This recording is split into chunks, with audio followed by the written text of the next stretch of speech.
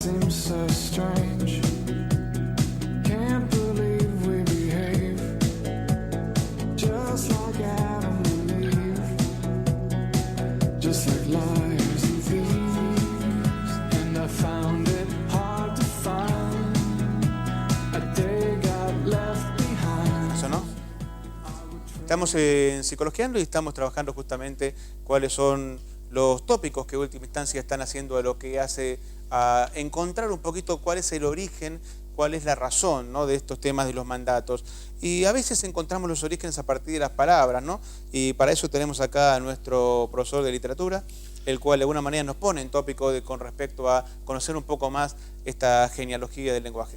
Tenemos la palabra mandato, que es sinónimo de orden, disposición, decreto, determinación, precepto, estatuto, prescripción, imperativo, obligación, encargo, ordenanza, dirección, pragmática. Pragmática, sinónimos práctica, efectivo, real, concreto. Y mandato da la palabra, el origen de la palabra mandatario, gobernante, presidente, representante, que podríamos decir que es el que reúne los mandatos. Y en la Academia Española establece que la primera acepción es orden o precepto que el superior da a los súbditos. Después, orden dada a un aparato para que realice una determinada operación.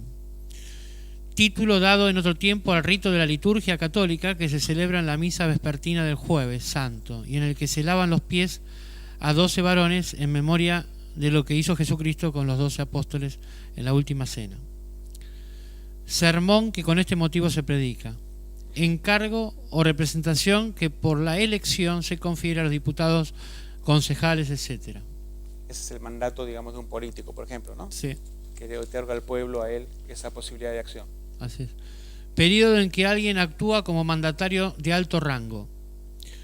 Contrato consensual por el cual una de las partes confía su representación personal o la gestación o desempeño de uno o más negocios a la otra que lo forma a su cargo.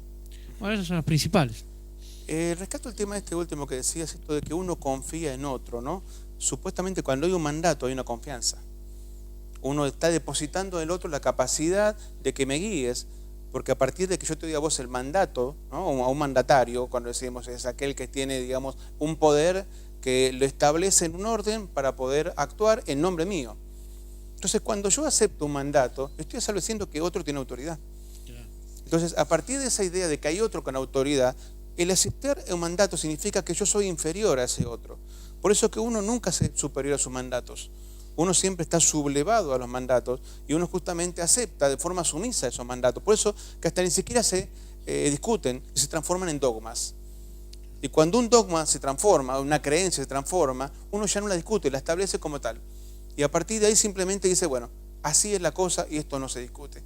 Eso es lo peligroso de algunos mandatos cuando son perniciosos y cuando son malignos, porque en última instancia uno lo acepta como que ya es parte de mi naturaleza. Como decías hoy, ¿no? Sí. Es parte de la naturaleza humana, digamos, la maldad. Es parte de la naturaleza del hombre, el matarse. O es simplemente un precepto que de alguna manera se garantiza dentro de mi inconsciente porque en algún lado me dijeron, esto está bien, ¿no? Y a partir de ahí se certifica, se acepta y se avala y no se discute. Claro, Gabriel, pero también está el tema de los abuelos, los padres, que quieren, estamos hablando que quieren lo mejor para los hijos. Entonces el hijo... ¿Mejor según quién? Según ellos. Claro, según, pero en una tradición. Claro. En una tradición. Yo me crié así y yo creo que el respeto a los padres es un valor muy importante, ¿no?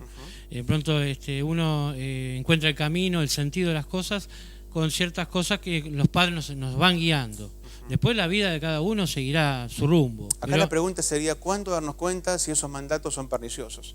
Sí, si esos mandatos son dañinos y si esos mandatos de alguna manera me están a mí diciendo, vos no servís, vos no podés, esto no es para vos, esto no nació para vos, vos dedicate a otra cosa porque esto no es para vos. O vos tenés que ser lo que yo fui. O vos tenés que seguir mi mandato, porque yo supongo que yo sé lo mejor para vos. ¿Y cuándo es así y cuándo no es así? Yo estoy de acuerdo en esto que decía Daniel, uno tiene que respetar a los padres, es cierto, pero también me parece que los padres debemos respetar a nuestros hijos y que debemos aceptar que son otras personas y que pueden pensar diferente y que pueden gustarles otras cosas que a nosotros los padres no. Entonces, me parece que no es una cuestión de faltarle el respeto cuando un hijo piensa diferente. Si bien hay mandatos que sí están establecidos, pero hay otras cuestiones, como veíamos este chico que quería seguir un deporte y lo obligan a seguir otro.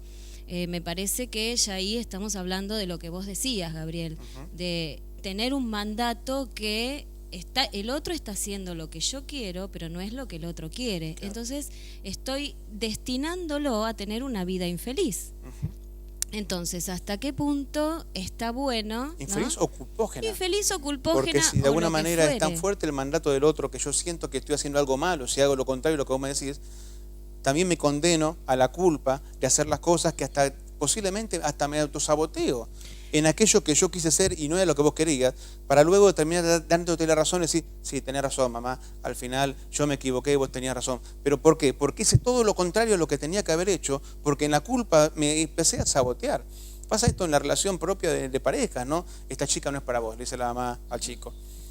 Y obviamente, a la larga y a la corta, él empieza a buscarle el pelo blanco al gato negro para demostrar que esa chica no era porque la mamá tenía razón. Bueno, y capaz que hubiera sido el amor de su vida, pero terminó saboteando simplemente por el hecho de decir, mamá tenía razón. Pero ahí volvemos a lo que vos decías antes. Siempre que hay un mandato, hay alguien que está mandando, claro, y otro que está obedeciendo. Entonces, ¿qué pasa con esas relaciones, con las sociedades, con las culturas, con la política, la religión? Nos estereotipamos. Claro. Ahí es donde aparece el estereotipo. Ahí es donde aparece. Porque no hay nadie que se anima a pensar diferente. Y la pregunta o el conflicto acá se torna porque estamos, si nos posicionamos en la etimología de la palabra que mencionaba Daniel, cuando hablaba y definía que es el ente, el supremo, la supremacía, la autoridad, y después que existe a partir de eso la subordinación, ¿sí? Entramos en el conflicto de la autoridad paterna, de la autoridad familiar, de la autoridad digamos, de relegar esa herencia que inclusive están en nuestros genes, porque vienen de nuestros ancestros, y ahí te doy la palabra a vos, Gabriel, cuando se habla del ello, el yo y super yo, cómo trabajan estos tres aspectos. ¿En qué momento los padres debieran delegar en sus hijos las responsabilidades de empezar a construir su propio yo y liberarlos de todo ese mandato familiar, por ejemplo? O sea, la experiencia de vida de los padres, ¿la transmite o no la transmite? Vamos a responder esta pregunta, vamos a sumarlo también la otra mirada, y vamos a sumar también la mirada de qué pasa con los mandatos políticos, ¿no? En una sociedad que de por sí de alguna manera está siempre establecida en función de un saber que se impone en función muchas veces a la necesidad. Vamos a trabajar esto luego, una muy breve pausa, seguimos psicologiando, ya no se vayan. Recuerden de ver nuestros capítulos en www.psicologiando.com.ar, donde tenemos ya subido todos los programas. Este también va a estar cuando terminemos el mismo, y de esa manera seguimos sumando para Psicologiando. No se vaya, volvemos.